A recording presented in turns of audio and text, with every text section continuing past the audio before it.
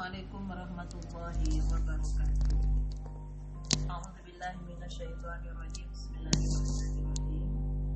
Alhamdulillahilladzi anzala sakinata fi qulubil mu'minin liyazdadu imanan ma'a imanihim. Walillahi junudus samawati wal ard wa kana Allahu 'aliman hakima. Asyhadu an la ilaha illallah wahdahu la syarika lah wa asyhadu anna Muhammadan 'abduhu wa rasuluhu la nabiyya ba'dah. Alhamdulillah, kita panjatkan syukur atas nikmat yang diberikan oleh Allah kepada kita. Kita dilahirkan ke dunia ini sebagai perempuan yang oleh Allah banyak sekali dimuliakan. Karena apa? Kalau kita diberi oleh Allah ada perbedaan dengan laki-laki, yaitu hamil, menyusui, melahirkan, itu adalah anugerah tersendiri yang diberikan oleh Allah kepada kita sebagai perempuan. Namun di sisi yang lain, berkaitan dengan tugas-tugas yang diamanatkan oleh Allah kepada kita perempuan, mulai dari tugas ibadah di dalam surat Al-Dhariyat ayat 56, A'udzubillahi minasyaitonirrajim. Wa ma khalaqtul jinna wal insa illa liya'budun. Tidaklah aku ciptakan jin dan manusia melainkan untuk beribadah kepadaku. Jadi ibadah itu bagian daripada tujuan Allah menciptakan manusia. Yang kedua, ada tugas-tugas sebagai khalifatullah di muka bumi, mulai pada tugas dirinya, pada tugas agama, ada tugas keluarga, tugas bermasyarakat, tugas berbangsa dan bernegara. Di dalam keluarga, kita dipilih oleh Allah sebagai kepala rumah tangga, yang di situ juga diharapkan bertanggung jawab, akan dipertanyakan oleh Allah berkaitan dengan harta yang diberikan oleh suami. Maka dari itu, kita sebagai perempuan itu tentunya punya pemahaman bahwa sumber-sumber penghasilan yang dihalalkan ya bagi perempuan itu, kalau kita lihat secara umum, yang namanya anak, ya sedikit atau banyak pada umumnya itu mendapatkan dari orang tuanya, yaitu harta waris. Ya, dalam surat An-Nisa ayat 2, wa atul yatama amwalahum wa la tatabadalul khabisa bit-thayyib wa la ta'kulu amwalahum ila amwalikum innahu kana huban kabira. Yang kedua, mahar. Di dalam surat An-Nisa ayat 4 juga, yaitu kaitannya dengan pemberian ya ketika akad nikah, yang juga menjadi bagian daripada syarat ya, dan dimasukkan, ada yang masukkan pada rukun nikah berkaitan dengan halalnya seorang perempuan itu, salah satunya ada mahar. Kalau kita lihat pada Al-Quran bahwa Nabi Musa itu bekerja, perjanjiannya ada 8 ya tahun. Nabi Musa tahu 10 tahun disuruh milih ya oleh mertuanya, meminta ya mas kawinnya adalah bekerja. Nah, itulah bahwa mahar itu berupa harta ya, jadi bukan berupa yang lain ya, dalam artian kalau Nabi Musa itu upah yang dia bekerja kepada mertuanya, itulah yang dijadikan mahar.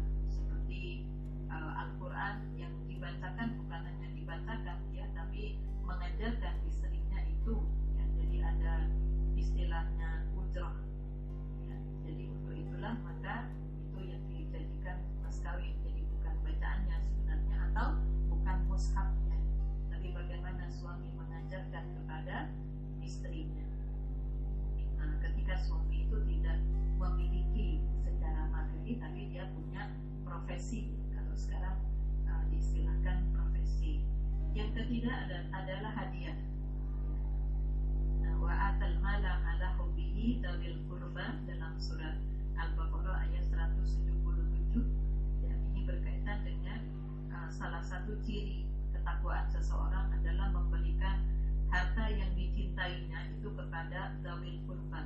Nah, dzawil qurba kalau orang sudah menikah asalnya orang lain, maka ketika diikat dengan pernikahan maka itu menjadi dzawil qurba, sehingga suami berkewajiban memberikan nafkah kepada istri. Ya, jadi bedanya nafkah dengan hadiah. Jadi kalau hadiah itu adalah harta dari istri, ya, dari istri yang memang diberikan oleh suami. Kemudian yang ketiga, yang keempat adalah wasiat. Jadi perempuan juga bisa memperoleh dari harta wasiat, yaitu pemberian, ya, pesan yang diberikan oleh mungkin kakeknya, barangkali neneknya, barangkali dari saudara laki-lakinya, atau bisa dari orang lain. Kemudian juga perempuan bisa mendapatkan harta itu dari upah atau ujrah, dari hasil usaha. Jadi dari hasil usaha. Jadi sekarang perempuan itu banyak juga mendapatkan dari hasil usahanya sendiri, maka itu adalah harta perempuan. Jadi perempuan itu harusnya tahu akan hak-hak yang menjadi sumber seseorang, ya, itu mendapatkan harta itu dari sumber yang halal. Untuk perempuan itu ada dari harta waris, ada mahar, ada hadiah, kemudian juga ada hasil usaha yang disebut dengan ujrah. Nah, ketika terjadi perceraian itu juga bisa mendapatkan dari mut'ah, ya, mut'ah, hadiah yang diberikan oleh suami ketika menceraikan istrinya, yaitu disebut dengan mut'ah. Tapi kalau hadiah, misalnya hadiah ulang tahun dan sebagainya, itu adalah harta istri. Kemudian yang tidak kalah pentingnya juga, maka perempuan di sini juga harus tahu kemana mereka mendistribusikan, bagaimana cara-cara mendistribusikan harta itu kepada siapa, sasarannya yang benar itu yang bagaimana. Maka di sini sebagai perempuan kita harus tahu, ibu-ibu harus tahu bahwa di dalam Al-Quran selalu menggunakan lebih banyak pada kata infak, ya. Jadi wa mimma razaqnahum yunfiqun di awal surat Al-Baqarah, yas'alunaka madza yunfiqun qul ma anfaqtum min khairin falil walidaini wal aqrabin. Jadi infak itu sebenarnya dari kata anfaqah, artinya membelanjakan. Jadi aktivitas mendistribusikan harta kemana-kemana saja itu disebut infak. Nah, untuk itulah maka kita sebagai perempuan, karena ini sangat penting, dana itu sumbernya dari mana, dibelikan, dibelanjakan untuk apa, yang kewajiban yang mana, itu perempuan harus tahu sebagai kepala rumah tangga. Jadi jangan sampai keluarga kita itu makan dari harta-harta yang memang bukan hak kita. Nah, untuk itulah maka infak itu dibagi dua. Yang pertama wajib. Jadi namanya wajib. Yang pertama adalah nafkah. Jadi nafkah kepada siapa? Kepada keluarga. Dalam surah Al-Baqarah ayat 215, A'udzubillahi minasyaitonirrajim, yas'alunaka madza yunfiqun qul ma anfaqtum min khairin falil walidaini wal aqrabina wal yatama wal masakin wa banis sabil. Jadi siap mendapatkan nafkah terlebih dahulu, yaitu mereka bertanya kepadamu Muhammad tentang apa yang harus mereka infakkan. Katakanlah, harta apa saja yang kamu infakkan hendaknya diperuntukkan bagi kedua orang tuamu. Yang kedua kerabat. Jadi istri itu kalau sudah diikat dengan pernikahan menjadi kerabat, disebut dengan dzawil qurba, ya. Jadi sudah masuk pada dzawil qurba. Nah, kemudian ada lagi yang saudara kandung, ya, saudara kandung, saudara seaja, seibu. Itu pokoknya semua yang garis lurus, itulah yang disebut dengan dzawil qurba. Ini yang menjadi skala prioritas untuk mendapatkan nafkah.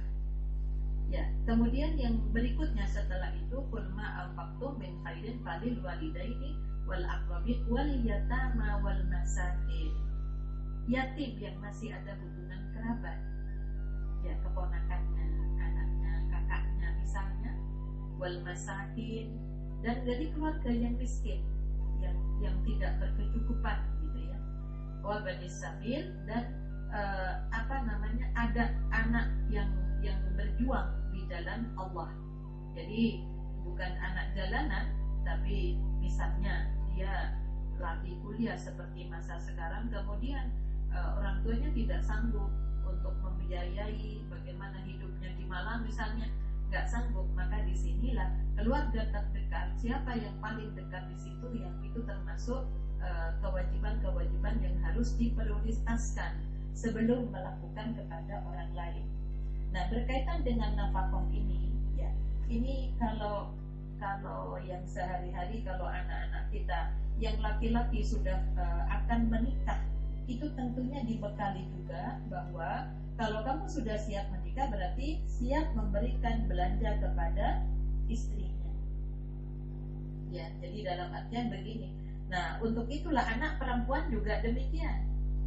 Kalau suamimu, ya, misalnya diberi oleh Allah udzur, tidak bisa mendapatkan harta, ya, karena sakit, atau karena seperti Ibnu Mas'ud, Kiai Muhtar di masa Ki Ahmad Dahlan, karena sibuk dengan mengajarkan Al-Quran, maka istrinya yang punya peluang. Ya, jadi si suami itu tidak bisanya karena ada udzur yang menghalangi. Namun ketika suami itu punya, maka dia tidak berhak untuk tidak memberikan hartanya itu kepada istrinya. Jadi karena itu adalah kewajiban. Nah, ini yang saya pesankan juga, ya, yang sering kita temukan kepada ini ibu-ibu Aisyah harus menjadi contoh bagi yang lain, bahwa ketika terjadi proses perceraian, ya, proses perceraian karena Aisyah Kota Malang punya klinik keluarga Sakinah, punya LKBH, itu para suami itu sudah tidak memberikan nafkah pada istrinya, padahal ya sampai habis masa iddah itu kewajiban suami. Ya, di dalam surat At-Thalaq, askinuhunna min haitsu sakantum, ayat 6, min wujdikum wa la tudaruhunna litudayyiqu 'alaihinna. Ya, jadi ini yang tempatkanlah mereka para istri di mana kamu bertempat tinggal menurut kemampuanmu. Janganlah kamu menyusahkan mereka. Jadi ada kewajiban-kewajiban memang liunfik du sa'atin min sa'atin, ya, sesuai dengan kemampuan. Ya, sesuai dengan kemampuan.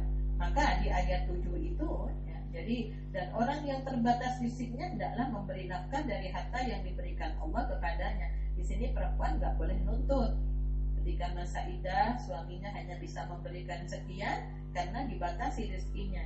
Jadi Allah tidak akan membebani seseorang melainkan sesuai dengan apa yang diberikan Allah kepadanya. Allah tidak akan memberikan kelapangan setelah kesempitan. Jadi Allah itu akan memberikan kelapangan setelah kesempitan. Jadi ketika memiliki harta, maka itu jangan karena marah kemudian tidak memberikan nafkah kepada istrinya. Ingat, nanti di akhirat akan ada hutang yang harus dia bertanggungjawabkan di hadapan Allah. Itu termasuk hutang kepada sesama manusia. Ini karena emosi, karena marah, kemudian haknya istri tidak diberikan. Kemudian yang kedua adalah zakat. Kalau nafkah keluarga itu sudah terpenuhi, ya, maka sudah sampai satu nisab, haulnya juga sampai, maka berapa kadar yang akan dikeluarkan itu masing-masing ya tentunya tidak sama. Jadi kalau punya emas, tabungan, perdagangan itu 2,5%, ya. Kemudian kalau nanti itu misalnya pertanian, ya, kapan panennya? Nah, di sini kadarnya ada 5%, ada yang 10%. Jadi kalau yang 10% itu yang tanda hujan, yang nggak usah susah-susah untuk menyiram, ya. Kemudian ada lagi yang peternakan, kos-kosan, sekarang itu termasuk harta. Bagaimana ketika menerima harta waris, apakah harus keluarkan zakatnya mas kawin. Kalau sampai sudah 1 on mas misalnya, ya tentunya ya itu juga masuk. Nah, masuk kategori yang 10 atau 20 itu adalah iman yang bicara. Jadi intinya kita sebagai orang yang beriman, kalau yang dipahami di Muhammadiyah, semakin sulit kita mendapatkan, semakin kecil yang kita keluarkan. Ya, jadi kenapa kok pertanian kok 5%, kemudian yang tanda hujan 10%, harta riskas temuan yaitu kok 20%. Nah, ini kalau harta warisan kemana? Kembali kepada iman. Ya, jadi ibu-ibu mau mengeluarkan 2,5% itu kembali kepada iman. Kalau kita menganggap harta waris itu adalah harta yang mudah kita dapat, kita mengeluarkan 2,5%, itu ukuran keimanan masing-masing. Ya, jadi untuk itulah maka kenapa kok di Masailul Khamsah itu ada kias. Ya, kita harus mengkias, harus menentukan kaitannya dengan diri kita sendiri, yaitu saya harus berapa persen mengeluarkan. Kita yang tahu berkaitan dengan harta kita. Kemudian yang berikutnya adalah kafarat, ya, ada fidyah dulu di bulan Ramadan. Nah, ini fidyah juga.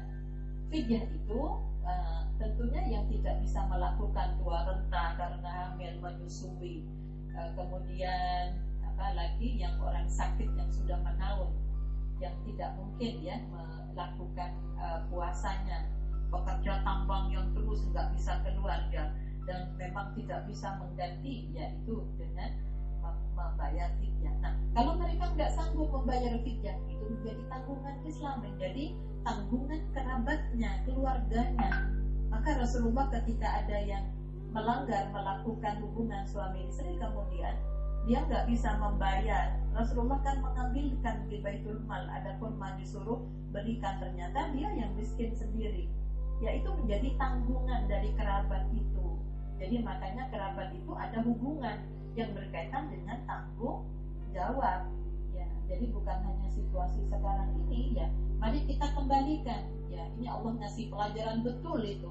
Kenapa? Karena banyak orang bersaudara, pertemuan silaturahmi di Idul Fitri, ya, tapi ternyata ya itu hanya seremonial. Jadi ketika saudaranya sedih, nggak ada yang mau tanggung jawab. Nah, jadi ini yang barangkali ini menjadi pelajaran buat kita semuanya. Jadi itu fidyah. Fidyah itu jangan diberikan kepada sembarang orang, berikan kepada orang yang memang melakukan ibadah puasa, yang memang mereka sholat untuk jatah makan buka dan sahurnya. Jadi kondisi sekarang itu untuk membayar, untuk mencari siapa yang berhak mendapatkan fidyah itu banyak, karena sekarang banyak orang beriman yang jatuh miskin, banyak orang yang beriman yang mendadak kaya dengan mengambil peluang ini, artinya mancing ikan di air yang keruh. Ya, jadi dengan buat masker supaya kemudian dijual mahal dan sebagainya.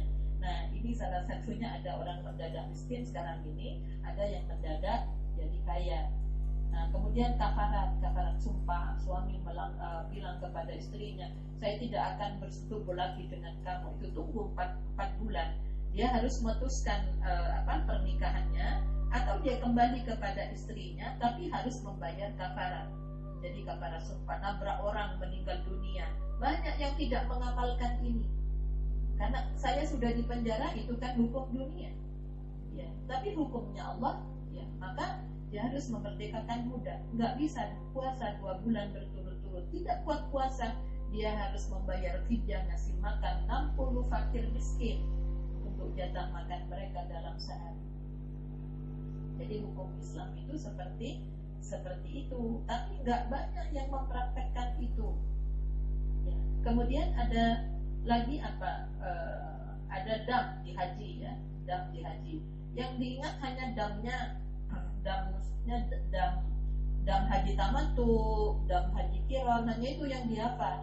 Tapi pelanggaran-pelanggaran yang berkaitan dengan melihat auratnya, berkata-kata yang keji, terus mencabut itu dilupakan. Yang haji plus kadang-kadang lupa, belum tahallul sani sudah hubungan suami istri, itu batal, itu hajat sudah batal, masih harus bayar kafarat menyembelih seekor unta. Ini banyak tidak dipahami, maka kajian-kajian harta seperti ini harus dikaji di dalam keluarga. kepala rumah tangga, kepala keluarga harus mengajarkan bagaimana kewajiban-kewajiban berkaitan dengan masalah harta. Jadi jangan hanya dipercayakan anak kuis mondok, belum tentu sampai sedetail itu mereka memahami. Kalau memondoknya dulu masih waktu tamat SD, masih SMP, SMA. Nah ini yang mari ibu-ibu Aisyah kita segera kembali untuk meluruskan. Kemudian ada diat ganti rugi katanya dengan hukum qisas ini. Kemudian nazar, hati-hati dengan nazar itu. Nazar itu memang untuk mendekatkan diri kepada Allah, tapi ini adalah ciri daripada orang masjid. Kalau tidak diberi ini sesuatu, dia tidak mau